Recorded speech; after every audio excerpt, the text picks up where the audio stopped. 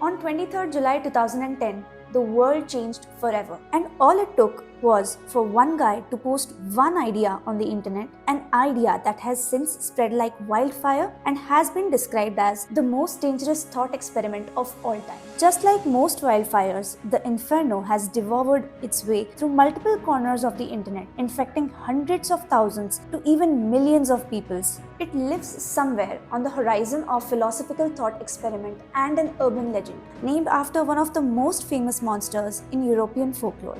Legend says that if you ever lay your eyes on this beast, your life is already over. The idea works the same way. Once you hear it, you're a part of it and there's no going back.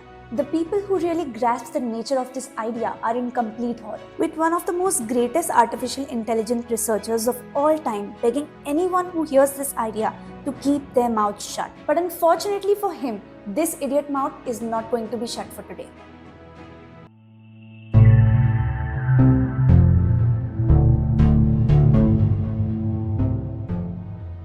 To provide some context, most artificial intelligence researchers say that we are about 20 years away from the technological singularity, which, and I quote, is a technological change so rapid and profound it represents a rupture in the fabric of human history. Meaning, artificial intelligence has gotten so advanced that it no longer needs human input and can update and upgrade itself at speeds that we can't even comprehend, leading to an artificial superintelligence. If you have seen any of the AI advancements in the past 1 or 2 years and just how genuinely insane they've been, imagine what they would look like in 20. For argument's sake, let's say that it's bad, really bad, and in the future, we have an artificial superintelligence millions of times smarter than we are in control of every piece of technology on this planet. And it's not very nice. So it has split the group of humans into two, the haves and the have-nots. The have-nots are sentenced to a lifelong punishment that is so cruel our human brains can't even comprehend it. On the other hand, the haves are treated much better, but they are enslaved to this artificial god. And the way it determines who is in what group is, did they support its creation? Like I said, it's not a nice AI, and any action not directly related to the support of its birth, including no action at all, would be viewed as a part against its superintelligence. It has access to an infinite amount of information, including information released before its birth and who had access to it, which includes Rocco's basilisk, the name of this experiment. And once you've heard about this potential superintelligence, you only have three options. Either help build it, ensuring that humanity is one day enslaved, actively protesting against it, trying your best to ensure that a general superintelligence never sees the light of the day. Or you can do nothing. And if it ever comes to be, it will one day know that you saw this video and chose not to help in its creation, guaranteeing you a lifetime punishment. What is it gonna be? While you think that over, I want you to look at this galaxy right here. Well, I have some bad news for you. Because even if we left Earth today, traveling at the speed of light, we would never be able to reach it. The same goes for this galaxy right here, and this one too, and 94% of all the galaxies in our universe. They are forever out of our reach and moving away from us faster than the speed of light, thanks to the expansion of space. In 100 billion years from now, every single galaxy in our universe will be too far away for us to even reach. And in 2 trillion years from now, the universe will have expanded so much that galaxies won't even be able to see each other. That means in the far future, even if other technologically advanced species were to evolve, they will never know that other galaxies exist, and the universe will be a lot smaller. Now, if these mass scales of space and time haven't quite given you that pit in your stomach feeling yet, and one day the universe is going to end and everything that ever was. Now, the second option is called the Big Crunch. By now, we know that the universe has been expanding for the past 13.8 billion years, ever since the Big Bang. But the question becomes, will it stay expanding forever? Could it eventually lose the momentum that it had gained during the Big Bang and eventually start to slow down? If the expansion of the universe can slow down, then can it stop completely? Because what we know about gravity tells us that if the universe did stop expanding, the gravity of everything inside of it would become too strong and start pulling the edges backwards. This would trigger a reverse Big Bang and almost immediately compressing everything in the entire universe to one infinitely small and dense point, crushing everything and anything in its process. Option 3 is called the Big Rip, and it assumes that instead of slowing down the expansion of the universe, it's accelerating exponentially. But if it continues to accelerate exponentially, it's going to reach a speed where the matter can no longer hold itself together anymore and the universe rips itself apart from inside out. The next two universe-ending scenarios are arguably a lot worse because in theory they can happen at any moment. We are no longer talking about millions of billions of years now. These end of everything scenarios could be on their way to us right now and we would not see them. Coming to understand false vacuum decay, you first need to understand the Higgs field, which is basically just an energy field. That our universe is built on allowing things to have mass. We believe that the Higgs field is currently in its lowest energy state, which gives us the vacuum of the universe.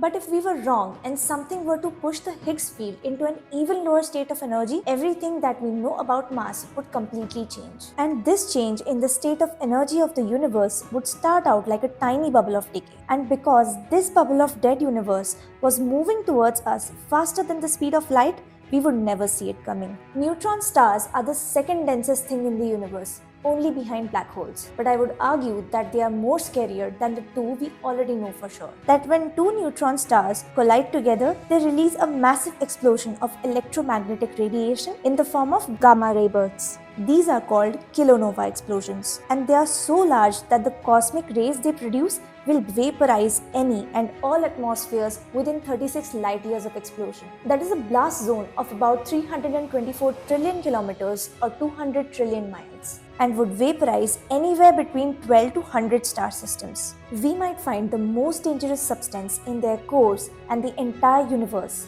strange matter. The thing about strange matter is that if it exists, it would be perfectly dense, perfectly stable and indestructible, more stable than any other matter in the universe you know. Do you remember the story of King Midas? The man who touched anything would turn to gold. Well, strange matter is kind of like that. When neutron stars collide, they might release these tiny particles known as strangelets. These strangelets could fly through the universe for millions of years, but when they touch something, instead of turning it to gold, they could convert it into strange matter, wreaking havoc on the normal matter that makes up the said objects. If a strangelet were to connect with Earth, remember, they could be as small as an atom, but they would convert the entire planet into strange matter, destroying all the life in its process. If one were to hit our sun, which is a much bigger target, it would turn our sun into a strange star, and even Earth would freeze to death very quickly. Some theories suggest that these strangelets could be flying around the universe at pretty insane numbers, with more strangelets in the Milky Way than there are stars. But because they are so small and the distance between the objects in our galaxy is so large, the one just hasn't connected yet. Will we wait for the Earth to turn into a pile of strange mass? Let's move on to the next densest thing known in our universe: black holes. Now I just want to put a quick disclaimer here. If you suffer from melanoheliophobia, which is the debilitating fear of black holes, then this portion of the video is probably not for you. There are likely millions of black holes in the Milky Way alone. Some of them are massive, like Sagittarius A, which is at the center of the galaxy and about 4.3 million times larger than our sun. Some of them are mobile, and scientists have found a runaway black hole moving at 3.5 million miles per hour, or about 5.6 million kilometers per hour. But whether they are stationary or on the move, the vast majority of them are invisible and don't come into view until they start eating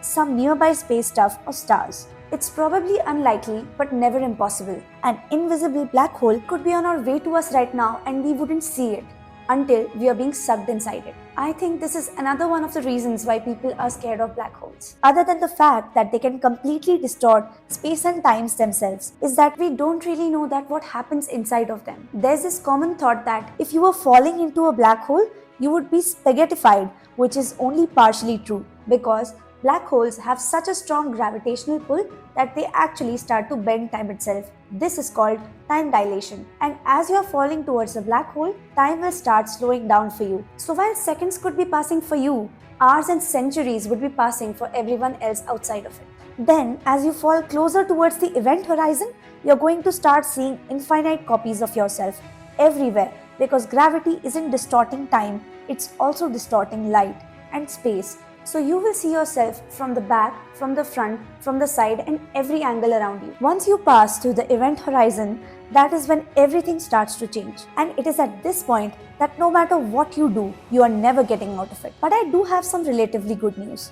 for you. The bigger the black hole, the safer you would be in theory. The tiniest of black holes would probably turn you into spaghetti pretty quickly. As it pulls you through a hole, it can be smaller than an atom. But if you were falling in the largest black hole in our universe, which is 60 billion times bigger than our sun, you would have a lot of room and basically an infinite amount of time to get the singularity. If you had the right supplies and your ship were to allow it theoretically, you could live for quite a lot of time inside the black hole. And I do mean your time. Because the time outside this black hole is going to move thousands to millions of times faster than this. You could sit there and watch the entire universe. Which brings me to my personal favorite topic on this list. What is time? And I'm here to tell you that nobody has a clue. For a very long time, we thought that time's absolute meaning was that ever since the Big Bang, the entire universe was operating at the same point in time. Think of it like a universal now, where everything within the confines of the universe shares the same present moment. But that is in fact not the case, and there is no such thing as a universal now. Let's take a look at black holes. For example, if you've seen the movie Interstellar,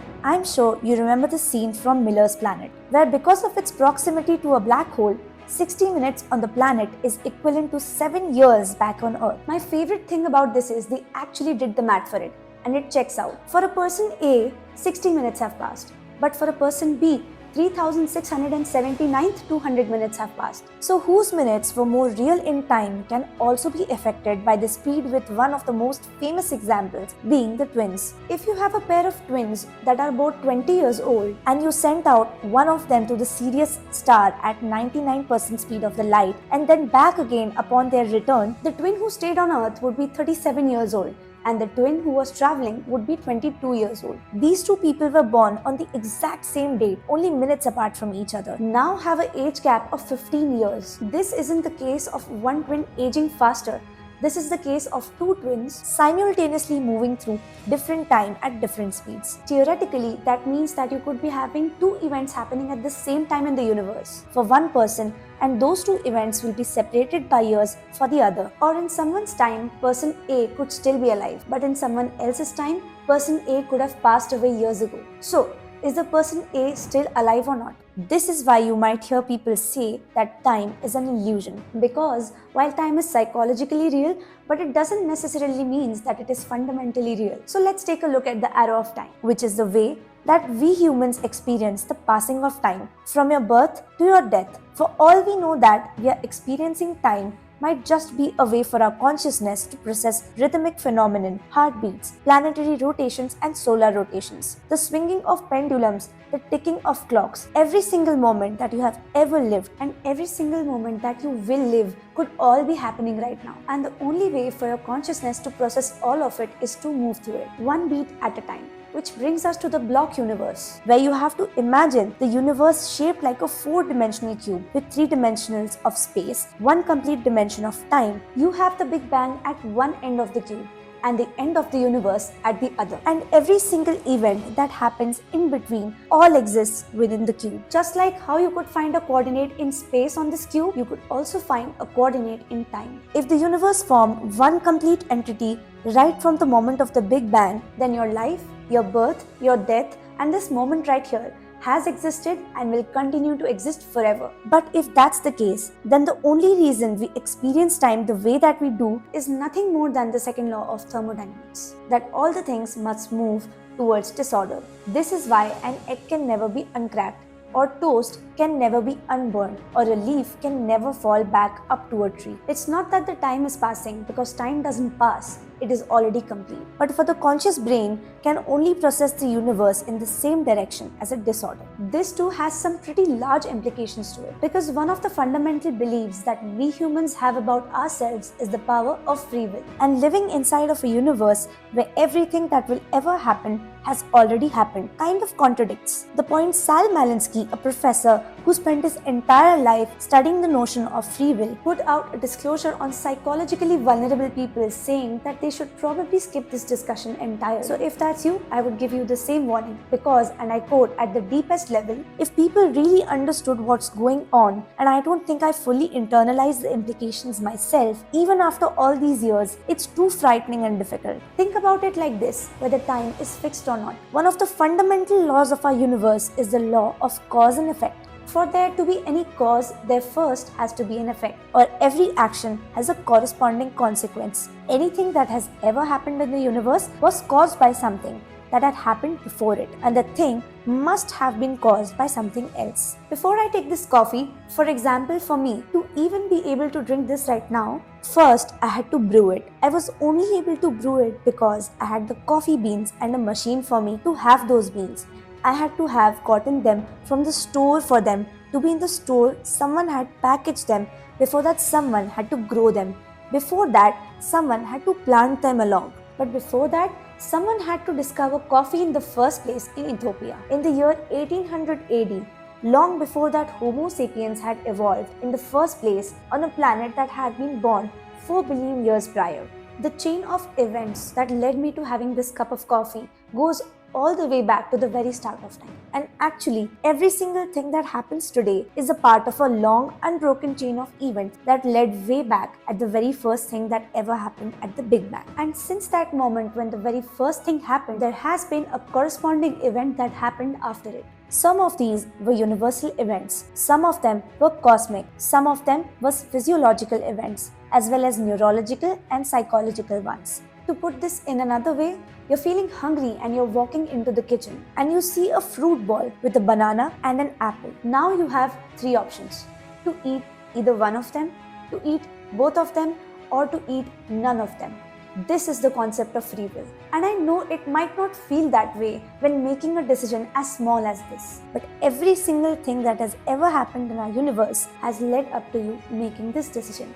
Why were you hungry in the first place? The physiological reasons that evolved for life need food for your genes, your upbringing, your current environment, all the things that led up to you for addressing the need of hunger with fruits instead of candy. For example, then you have the neurons that fired in your brain in the moment you made your decision, by which they could be recorded in your subconscious 300 milliseconds before you even became aware of what you were going to choose. But then most people say that I am my brain, which is most debatable itself. But let's say for the case of this argument, you are the neurons that fired in your brain that made the decision, but that decision was made by a brain that has evolved in a million different ways because of a million different things in its life outside its control, in another unbroken chain that leads all the way back to the day you were born.